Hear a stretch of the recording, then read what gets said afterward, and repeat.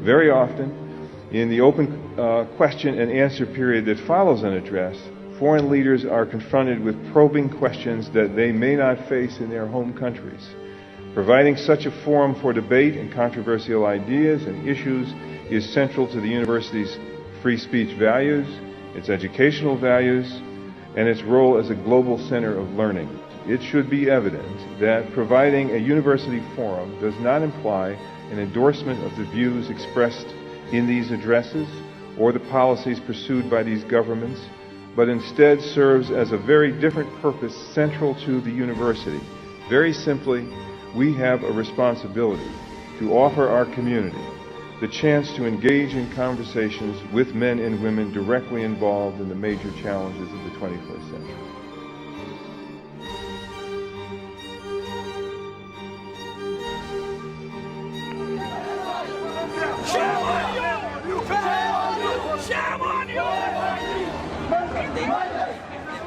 Let me say now a few words about Meles Zenawi. He interrupted his studies at the medical faculty of Addis Ababa University in 1974 to join the fight to overthrow the Mengistu regime, which in turn had overthrown Emperor Haile Selassie in the aftermath of one of the worst famines the world has seen, the famine of 1972-74, which had killed an estimated 40,000 to 80,000 Ethiopians, with some estimates being even higher. After 17 years of fighting in the aftermath of the fall of the Soviet Union, they finally succeeded in ending what had come to be called the Red Terror, which had earned the reputation as one of the most oppressive regimes in the world. And Meles, at that point, became president of the transitional government. He was then elected prime minister in 1995. He has no moral authority to speak about these events as such a prestigious and Ivy League university in the United States of America. His track record is that of human rights abuse, rigging elections, war crimes in the Ogaden and Gambela, and his economic so-called performance is dismal. Just recently, an Oxford and UN study concluded that Ethiopia is among the poorest of the countries among the world, only next to Niger, and all other indications released by prestigious and international institutions contradict with regard to the claims of Zenawi about the double-digit growth in Ethiopia. And he has no moral authority nor the track record to speak about anything of importance and worthy of a cause at Columbia University.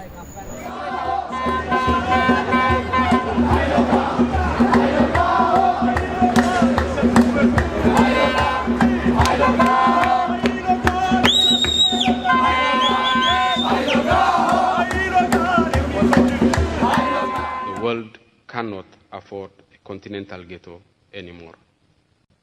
While the need to incorporate Africa in the global network of production and consumption creates a new opportunity for Africa, it does not by any means guarantee success.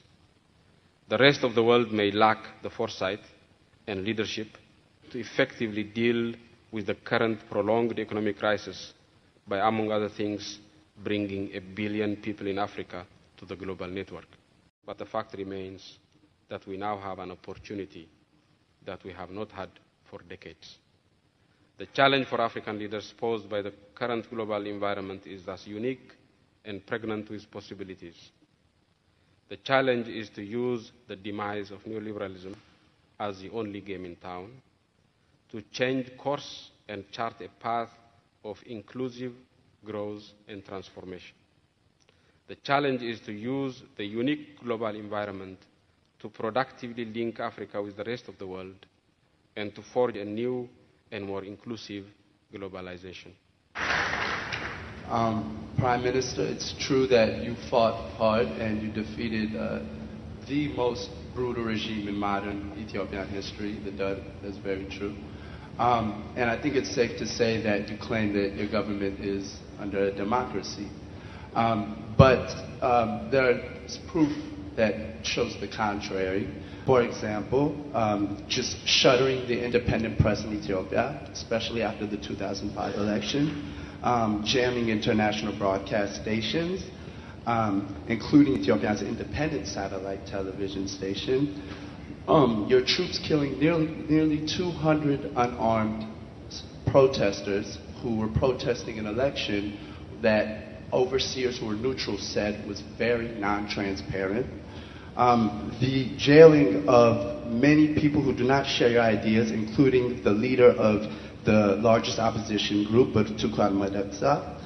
And with these facts in light, do you see how people would not see that as a democracy? Do you see that? And if you have a contrary belief with that in light, can you explain to us how that is a democracy? Thank you. I'm saying that there was no peaceful demonstration as such.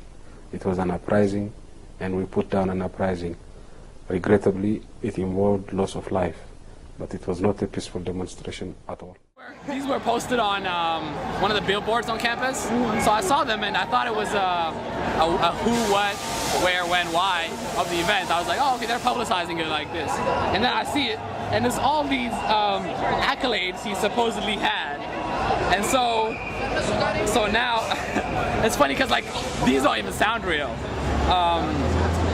So this one is just whatever, but you have this one, you have Person of the Year by Ethiopian Forum for Politics 2009. You have to be kidding me. Like, nobody, if you ask like 50 people here, nobody has heard of this. Nobody, like literally nobody. And the Haile Selassie Prize Trust, again, nobody has heard of this. See, look, not ringing a bell. Everybody's like, Thank you. My name is Rupka Getachew, and as a student of Columbia University, I can honestly say that one of the reasons that I chose this university was for forums like this that give us a forum for open and academic discussion. Even though Ethiopians over here are saying shame Columbia, I think that it was good that he got to come here because a lot of Ethiopians want to get their voice out and their like opposition with him, and I feel like they should have the chance to do that. They can't do that in Ethiopia. Does this inspire you? Like, do you feel that there was solidarity? I mean, we can hear everybody's like cheering, like for African issues. Do you think that Columbia is a good platform and the Columbia student body? Most definitely, because I'm part of the ASA and it's mostly West Africans in ASA. We don't have a lot of East Africans, but we all support the opposition against Meles Zenawi because everybody knows that he's doing bad things. Inviting Meles or any other controversial head of state is an opportunity to engage directly with them. What we are doing is offering such a chance. And I think people have to seize it instead of telling us, don't invite them. And it's a democratic practice.